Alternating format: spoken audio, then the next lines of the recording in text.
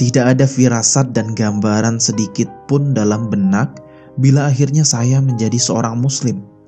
Semua berjalan bagai air yang mengalir begitu saja. Sebelumnya, saya adalah dosen sosiologi agama di Seminari Alkitab Nusantara dan beberapa seminari di Indonesia.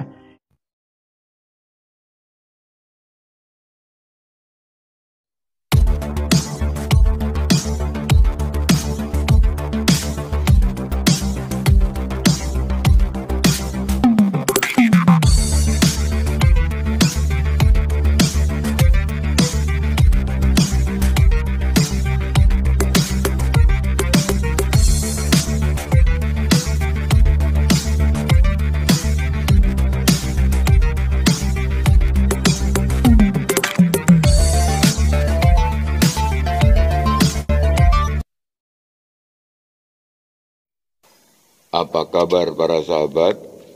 Kita jumpa lagi di channel kesayangan kita ini. Semoga apa yang disampaikan di sini menjadi berkat bagi kita semua.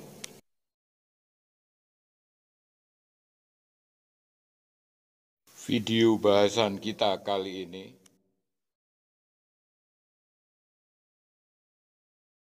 Murtadnya, dosen teologi.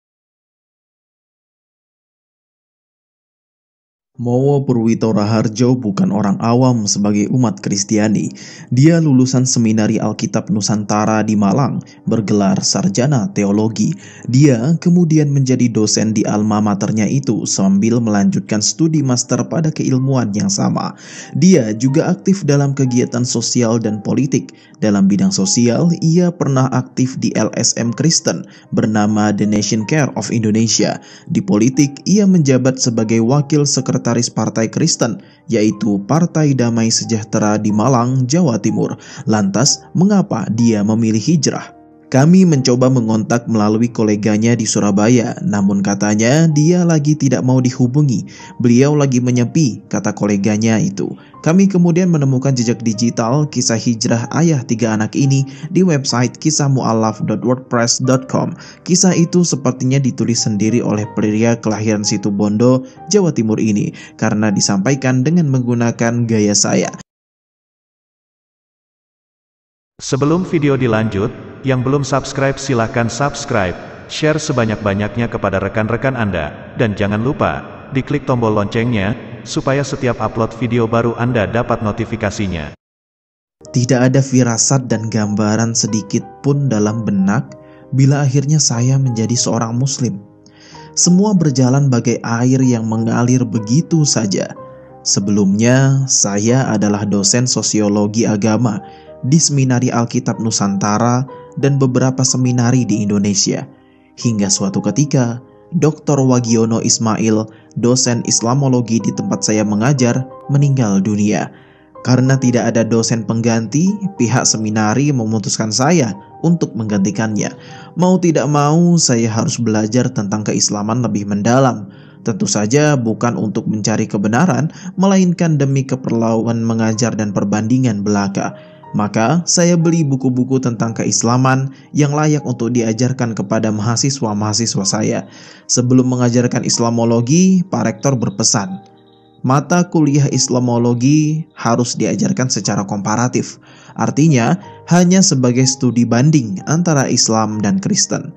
Saya berpikir keras bagaimana membandingkan ajaran Islam yang luas dengan mata kuliah yang hanya 2 SKS. Akhirnya, saya memfokuskan pada 3 pembahasan pokok, yaitu konsep ketuhanan, konsep kemanusiaan, dan konsep alam semesta.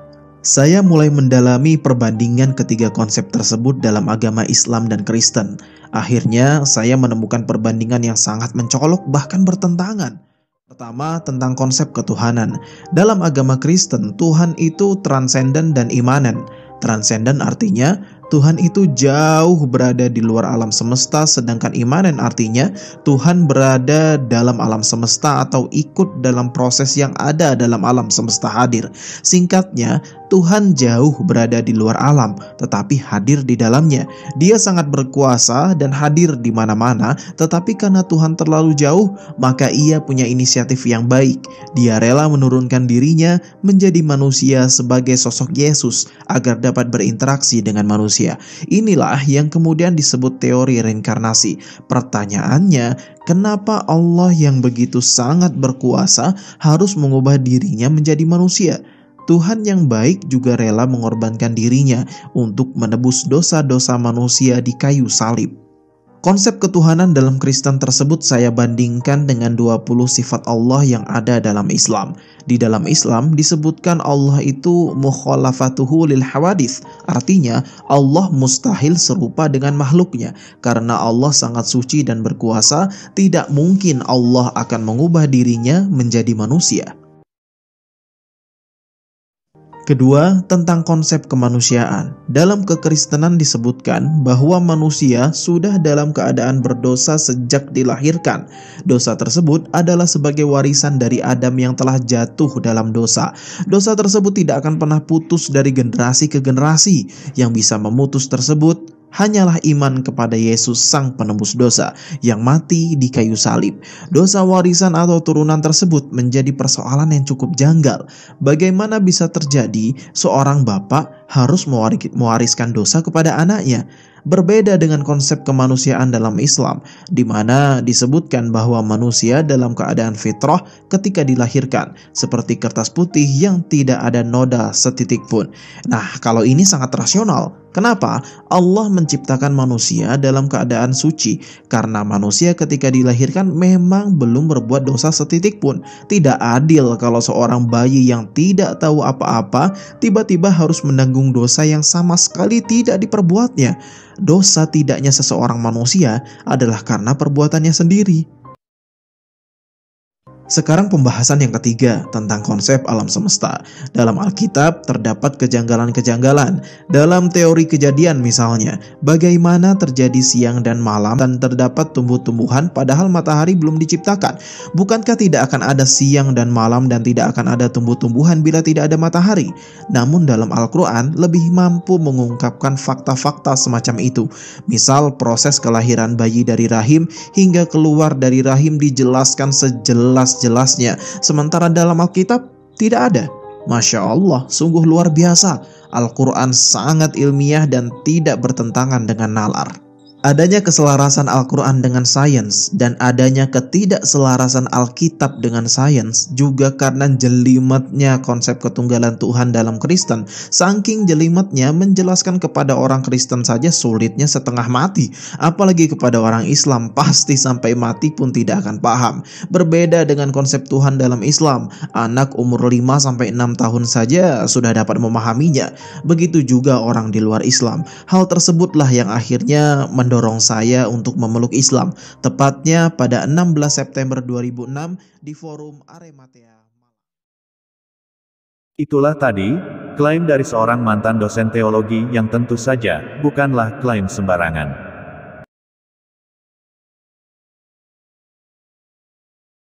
Namun, apabila kita cermati baik-baik, banyak hal-hal aneh yang disimpulkan Mowo ini, justru karena keberadaannya sebagai pengajar di sekolah teologi.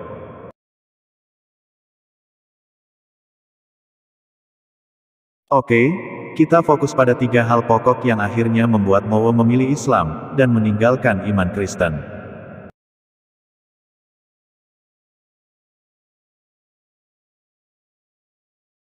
Karena, dari ketiga hal itu menurut dia, Islam lebih masuk akal apabila dibandingkan dengan iman Kristen.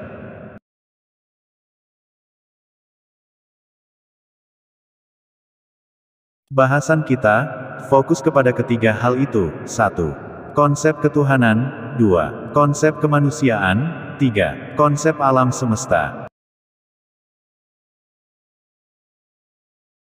Konsep ketuhanan.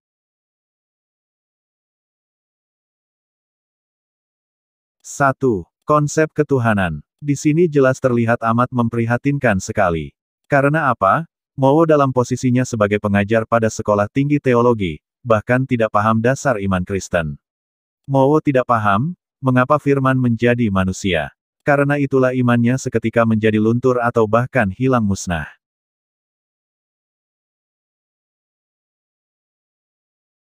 Padahal, Firman yang menjadi manusia, yang datang ke dunia sebagai penebus untuk menyelamatkan manusia dari dosa, itulah dasar iman Kristen.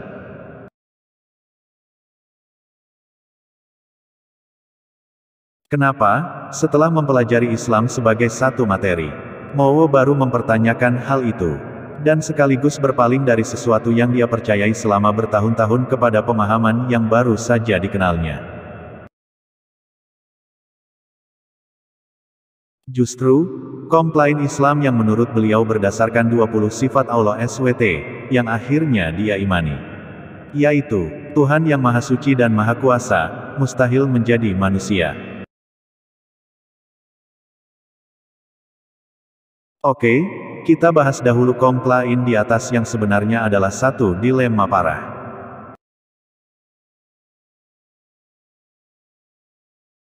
Konsep kemanusiaan. Di dalam konsep kemanusiaan, Mowo mengklaim, dosa waris, yang diimani Kristen mencemari semua manusia itu, tidak dapat diterima akal. Mowo mengklaim, dosa waris yang berasal dari Adam di Taman Eden, tidak logis apabila mencemari semua manusia. Bagi Mowo, bayi yang baru lahir tidak berdosa, karena belum mampu berbuat dosa. Ini sesuai dengan yang dipercayai Islam. Di sini tampak sangat jelas, Mowo kebingungan dan tidak paham tentang konsep dosa. Di dalam iman Kristen ada dua jenis dosa. Yang pertama, dosa waris. Inilah dosa yang mencemari semua umat manusia, yang berasal dari perbuatan Adam di Taman Eden. Kita lihat dasarnya. Kejadian pasal 2 ayat 16-17. Lalu Tuhan Allah memberi perintah ini kepada manusia, semua pohon dalam taman ini boleh kau makan buahnya dengan bebas, tetapi pohon pengetahuan tentang yang baik dan yang jahat itu, janganlah kau makan buahnya, sebab pada hari engkau memakannya, pastilah engkau mati.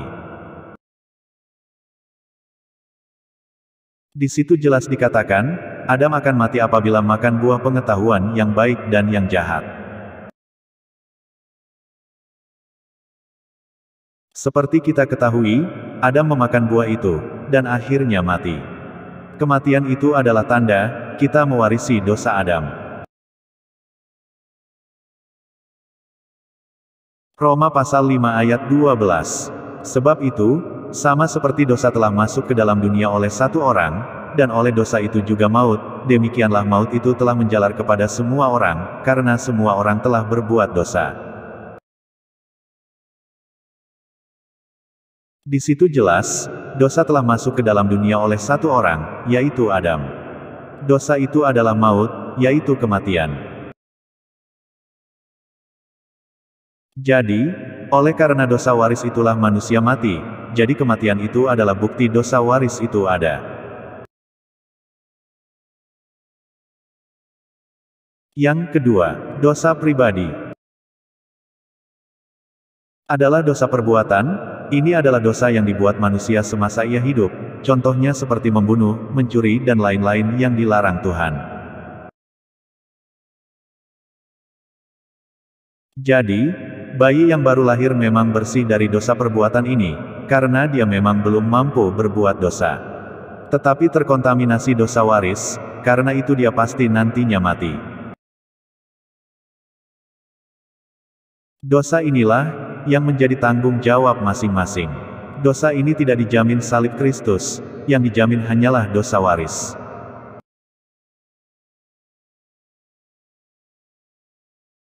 Karena itu, seorang Kristen yang tidak hidup sesuai perintah Tuhan, tidak akan hidup kekal. Terbukti kembali, bahwa, Mowo benar-benar tidak paham kekristenan. Konsep alam semesta. Di sini, Mowo menyoroti proses penciptaan versi Kristen yang menurutnya janggal. Bagaimana mungkin bisa ada siang dan malam dan tumbuh-tumbuhan, sedangkan matahari baru ada pada hari yang keempat? Menurutnya, penciptaan versi Islam lebih masuk akal daripada Kristen. Padahal saya buktikan sangat kacau. Saat ini, kita fokus membahas klaim absurd Mowo tadi. Begini klaim Mowo itu. Pada hari pertama, sudah ada siang dan malam. Hari ketiga tumbuh-tumbuhan dan tanaman ada. Di mana kedua hal itu tidak mungkin bisa jadi, tanpa adanya matahari. Sedangkan matahari baru ada pada hari keempat. Sebenarnya, ini adalah klaim para penyerang kekristenan dan Alkitab sejak lama. Mowo dan Islam hanya mendaur ulang saja. Kalau kita simak dengan teliti di dalam Alkitab, jelas dikatakan terang itu diadakan pada hari pertama. Apakah tidak mungkin, terang itu adalah matahari? Kita lihat dalilnya. Kejadian pasal 1 ayat 14, berfirmanlah Allah, jadilah benda-benda penerang pada cakrawala, untuk memisahkan siang dari malam, biarlah benda-benda penerang itu menjadi tanda yang menunjukkan masa-masa yang tetap dan hari-hari dan tahun-tahun. Disebutkan, 1. Benda-benda penerang, memisahkan siang dari malam. 2. Benda-benda penerang, sebagai penanda waktu-waktu yang tetap. Pada clue yang pertama dijelaskan bermula dari gelap, malam, terjadi terang, siang. Hal itu terjadi karena adanya terang yang diciptakan, sehingga terjadilah hari yang pertama, sekaligus dimulainya hari-hari dan waktu-waktu yang tetap. Clue yang kedua.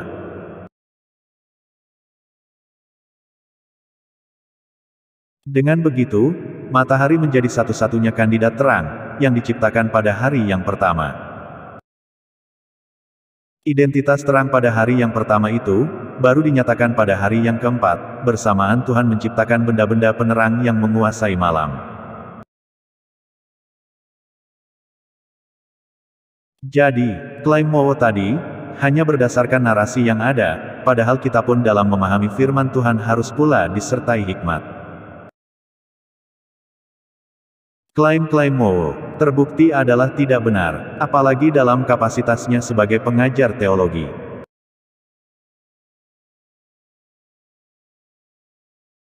Sekian bahasan kali ini, semoga memberkati.